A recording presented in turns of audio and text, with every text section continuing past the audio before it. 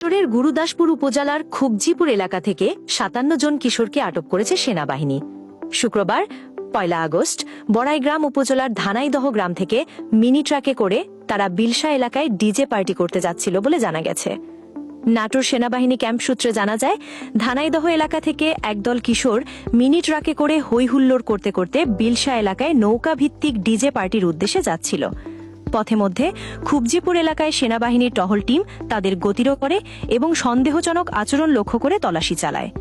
তল্লাশির সময় ১২ জন কিশোরের কাছ থেকে ৪ লিটার বাংলা মদ, ১ লিটার ভুটকা, ৩০০ গ্রাম গাঁজা, গাঁজা সেবনের উপকরণ এবং ৪০ প্যাকেট বিভিন্ন ব্র্যান্ডের সিগারেট উদ্ধার করা হয়। পরে আটককৃত সবাইকে গুরুদাসপুর থানায় হস্তান্তর করা হয়। গুরুদাসপুর থানার অফিসার ইনচার্জ ওসি আসমাউল হক জানান, আটকদের মধ্যে ৪৩ জন কিশোরের বিরুদ্ধে সরাসরি মাদকের সংশ্লিষ্টতা না থাকায় তাদের অভিভাবকদের জিম্মায় মুচলেকান ছেড়ে দেওয়া হয়েছে। তবে বাকি ১২ জনের বিরুদ্ধে মাদকদ্রব্য নিয়ন্ত্রণ আইনে মামলা দায়ের করে আদালতে পাঠানো হয়েছে।